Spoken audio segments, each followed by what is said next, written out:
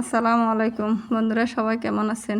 এক আফুর অনুরোধে আমি আমার খোলাজা পিঠার রেসিপিটা বলতেছি, দেখাইতেছি। আমি প্রথমে চালের গুঁড়া নিলাম 3 কাপ, তারপরে লবণ দিলাম পরিমাণ মতো, তারপরে ঠান্ডা পানি দিয়ে এগুলোরে চামচের সাহায্যে বা হাতের সাহায্যে যেভাবে হোক আপনারা একটু নাড়া দিবেন। অল্প অল্প পরিমাণে পানি দিয়ে আস্তে আস্তে চামচ দিয়ে গুড়গুড়াকে ভালো করে মথে নেবেন আর কি।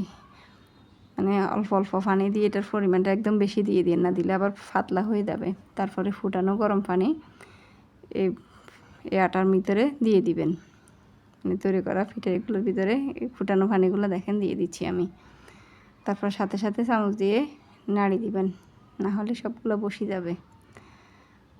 ভালো করে নাড়াই দিবেন। তারপরে মানে পরিমাণ মতো আপনি দেখবেন যে চামচের সাহায্যে উঠে দেখবেন যে পাতলাটা কীরকম হয়েছে। একদম বেশি পাতলাও করা যাবে না, মোটামুটি মিডিয়াম। তারপরে ডিম দিবেন। এখানে আমি 2টা ডিম দিছি, একটা দিয়ে প্রথমে নাড়ি নিয়েছি, তারপরে আরেকটা দিছি।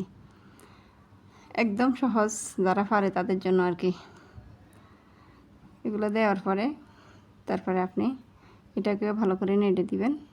তারপরে চামচের সাহায্যে আস্তে আস্তে তাওয়াতে অথবা খোলাতে সুন্দর করে দিয়ে দিবেন, ঢাকনা দিয়ে ঢেকে দিবেন। তারপরে খুন্তির সাহায্যে উঠে দিবেন। একদম সহজ খোলাজা পিঠা তৈরি। আল্লাহ হাফেজ, ভালো থাকবেন। সবার জন্য শুভকামনা।